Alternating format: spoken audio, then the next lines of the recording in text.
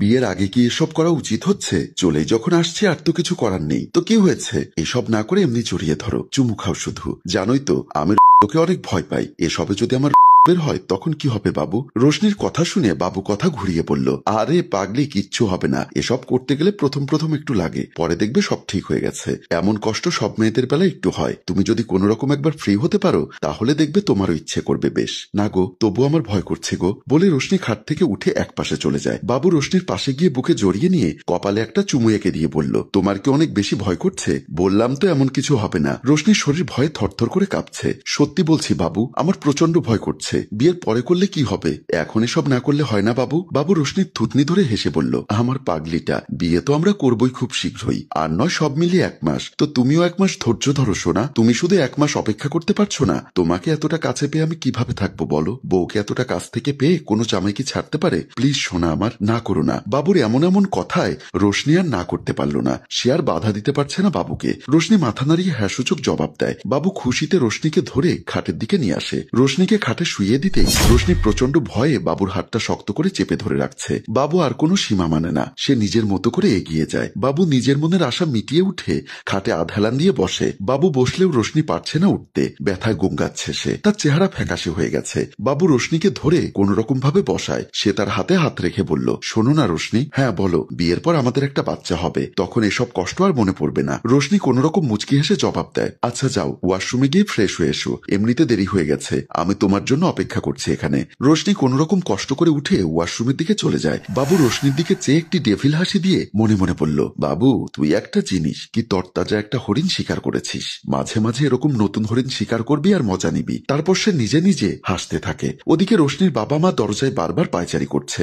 বাবা বলল, জানি না মেয়েটির কি হলো, সে কখন বের হয়েছে, এখনো আসেনি। মা বলল, যেখানে যাক বলতে তো পারতো, মোবাইলটাও বন্ধ রেখেছে। চিন্তা করো না, দেখি আর একটু অপেক্ষা করি, তারপর না হয় অন্য ব্যবস্থা নিব। রেশমি ওয়াশরুম থেকে বের হয়ে দেখে বাবু খাটে শুয়ে আছে। সে ব্যথা নিয়ে আস্তে আস্তে খাটের দিকে আসে। খাটে বসে রেশমি ভাবছে, বিয়ের আগে কি এসব করা ঠিক হলো? এ পাপটা করা কি উচিত হয়েছে? না না, এসব কি ভাবছি? বাবু তো আমার ভবিষ্যৎ স্বামী হবে, ওর অধিকার আছে আমার শরীরের উপর। রেশমি বাবুর মুখের উপর সে তাকিয়ে রইল অপলকে। সে দেখছে ছেলেটাকে ঘুমন্ত অবস্থায় কত সুন্দর নিষ্পাপ লাগছে, কিন্তু কিছুক্ষণ আগে এই ছেলেটাই আমাকে জানোয়ারের মতো খুবলে খুবলে খাচ্ছিল।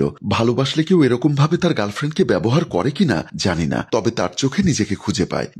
করলো নাকি উপভোগ করলো বোঝা কঠিন। ভাবনা শেষে সে নিজের ধ্যানে ফিরে বাবুকে ডাক দেয়। কয়েকবার ডাকার পর ধাক্কা দিয়ে ডাকছে, বাবু, এই বাবু। ঘুমের ঘরে বাবু বিরক্ত নিয়ে পড়ল, কি হয়েছে? নিজেও ঘুমোবে না, অন্যকেও ঘুমোতে দিচ্ছ না? কি বলছো তুমি? আমার বাসায় যেতে হবে না বুঝি? আব্বু আম্মু চিন্তা করছে হয়তো, একদিন বাসায় না গেলে কিছুই হবে না, এসো তুমিও ঘুমো। না না বাবু, আমার সারা শরীর প্রচন্ড ব্যথা করছে, চলো না একটু আমাকে বাসা পর্যন্ত এগিয়ে দিয়ে আসবে। বাবু রেশমির কথা শুনে উঠে বসে বলল, ওকে তুমি বসো, আমি ফ্রেশ হয়ে আসি। উঠতে চাইতেই রেশমি বাবুর হাতটি ধরে বলল, আচ্ছা বাবু, আমরা যে এসব করলাম, তুমি তো কোনো সেফটি ব্যবহার করনি, এতে করে পরে কোনো সমস্যা হবে না? রেশমির হাত দুটি বাবু ধরে বলল, আরে বোকা, এখন সেফটি ব্যবহার করা লাগে না, তোমার বাচ্চা নেওয়ার বয়স এখনো হয়নি, চিন্তার কিছু নেই, তোমার কোনো সমস্যা হবে না, তবুও সতর্ক থাকা ভালো। বাবু বিরক্ত হয়ে বলল, বললাম তো এসব লাগবে না, চলো বের হব, বলে দুজনে উঠে দাঁড়ায়। রেশমি দরজা খুলে ঢুকতেই দেখতে পেল তার বাবা মা সোফায় বসে আছে। দুজনের চেহারায় বেশ চিন্তার ছাপ। তাদের চেহারা দেখে রেশমির বোঝার বাকি রইল না রেশমির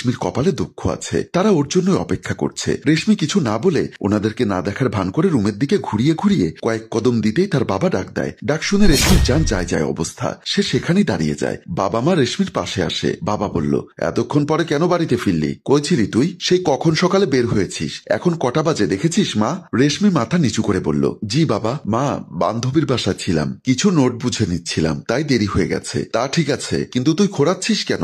আহা, তুমি এসব বুঝবে না, এত কথার দরকার নেই, একটাই তো মেয়ে, হয়তো কোথাও পড়ে গিয়ে ব্যথা পেয়েছে। যা মা, গিয়ে ঘুমিয়ে পড়, সকাল সকাল উঠতে হবে। ঠিক আছে মা, বলে রেশমি নিজের রুমের দিকে চলে যায়। বাবা বলল, একদিন দেখবে মেয়েটা তোমার কারণে ভুল পথে পা বাড়িয়েছে, দেখে নিও তুমি। হয়েছে, চলো। রেশমি খাটে আধালান দিয়ে বসে আর মোবাইলটি নিয়ে বাবুকে কল দেয়। বাবু কলটি রিসিভ করতেই বলল, এখন না গেছো, আবার কল কি জন্য? ও মা, এমন করছো কেন? তোমাকে বেশ মনে পড়ছে, তাই কল দিচ্ছি। জানো বাবু, আমার না খুব ব্যথা করছে। কিসের ব্যথা? তখন তো তুমি খুব মজা নিয়েছ, করেছিলে। বাবুর এমন উল্টো কথায় রেশমি বলল, তোমার কি হয়েছে? তুমি তো এসবের আগে ভালো করে ব্যবহার করেছিলে, হঠাৎ এখন এভাবে কথা বলছো কেন? কিভাবে বলছি? এত ঢং করবে না, বুঝেছো? প্রথম রুম ডেটেই যদি তোমার আগ্রহ কমে যায় তাহলে জীবনেও এমন কিছু করতাম না। হয়েছে, আমাকে উদ্ধার করেছো তুমি, এখন রাখো, কাজ আছে, পরে আমি নক দিব বলে বাবু কল রেখে দেয়। রেশমি যেন কিছুই বুঝে উঠতে পারছে না। রেশমির কাজিন রোশনি রেশমির রুমে এসে দেখে রেশমি শুয়ে আছে। রোশনি পাশে যেতেই রেশমি রোশনিকে দেখে বেশ খুশি হয় আর উঠে দাঁড়িয়ে জড়িয়ে ধরতে যাবে, কিন্তু ব্যথার কারণে সে পুরো উঠতে পারল না। তা দেখে রোশনি পাশে বসে বলল, কিরে রেশমি, কি হয়েছে তোর? কোথাও ব্যথা পেয়েছিস নাকি? পিরিয়ড হয়নি তো আবার? আরে না, তেমন কিছু না, অন্য সমস্যা। মানে অন্য সমস্যা কি? তুই তো জানিস আমি বাবুর সাথে মিট করেছি। ওহো, ওয়েট ওয়েট, বুঝতে পেরেছি, তুই কাল তোর বিএফের সাথে দেখা করেছিস আর সেখানে। চুপ কর, আসতে বল, মা বাবা আছে বাড়িতে। হ্যাঁ রে, সেটাই, তুই তো জানিস বাবুকে আমি কতটা ভালোবাসি। হ্যাঁ, খুব ব্যথা দিয়েছে বুঝতে পারছি, তো কবার চলেছে বলেই হাসতে থাকে রোশনি। দূর, তুইও না।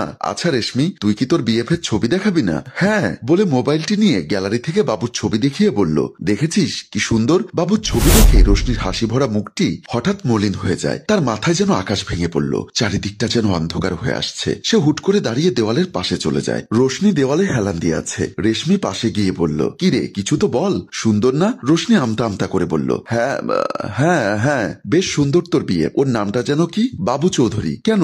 না এমনি, ওর মতো চেহারার একটা মানুষ আমার কাছে আছে, দেখবি বলে রেশমি নিজের মোবাইল বের করে একটি ছবি রেশমিকে দেখায়। ছবিটি দেখেই রেশমি বেশ অবাক হয়। সে ভালো করে দেখে বলল, এ ছবি তো আমার বাবুর। তুই ওর ছবি পেলি কিভাবে? আমি তো তোকে দেইনি, কারণ ও তোর আগে আমার জীবনে এসেছে। ও তোর কাছে এক নাম আর আমার কাছে এক নাম ব্যবহার করেছে। ও আমাকে নাম দিয়েছে সাইফুল।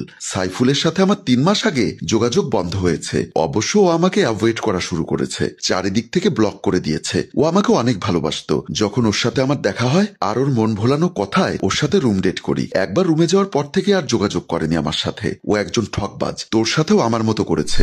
রেশমি যেন কিছুই বিশ্বাস করতে পারছে না এসব কথা। না, বাবু এমনটা হতে পারে না বলে মোবাইলটি বের করে বাবুর নাম্বারে কল দিতেই লাগলো। নাম্বার বিজি, আবারও দেয়, দেখে বিজি, তার মানে ব্লক। তা দেখে রোশনি বলল, কোনো লাভ নেই রে, ওকে আর পাবি না, ও এতক্ষণে নতুন শিকারে আছে হয়তো। রেশমি কেঁদে কেঁদে রোশনিকে জড়িয়ে ধরে বলল, এখন কি হবে? এ মুখ আমি কিভাবে দেখাবো? আমার তা ছাড়া আর কোনো পথ খোলা নেই রে। রোশনি বলল, চুপ কর, ভুলে যাস না তা মহাপাপ। তো কি করব এখন? কি করার আছে? ভুল থেকে শিক্ষা নিব, পড়ালেখায় মন দিব। ভালোবাসা নামক কিছু আছে, ভুলে যাব। আজ থেকে সব ভালোবাসা থাকবে পরিবারের প্রতি। তাহলে ও কি এভাবে মেয়েদেরকে ঠকিয়ে যাবে? তার বিচার উপরওয়ালাকে দিব। আমরা আমাদের মতো করে ওকে খুঁজে শাস্তি দিব, তারপর দুজন দুজনকে জড়িয়ে ধরে আর আমাদের গল্প এখানেই শেষ হয়। সম্মানিত ভিউয়ার্স, আসলে কিছু মানুষ ভালোবাসা নামক পবিত্র সম্পর্কটি নষ্ট করে ভালোবাসার দোহাই দিয়ে। সকল মেয়েদের উচিত নিজের সবকিছু তার স্বামীর জন্য উপহার স্বরূপ রাখতে। কয়েকদিনের পরিচয়ে কাউকে বিশ্বাস করবেন না। বেঁচে থাকুক ভালোবাসা। গল্পটির ভাবনায় হাসিম রাজু, পরিচালনায় HM কানন ও চিত্রগ্রহণ ইপ্তি হুসাইন। গল্পটি ভালো লাগলে লাইক, কমেন্ট ও শেয়ার করে অন্যকে দেখার সুযোগ করে দিন। ধন্যবাদ।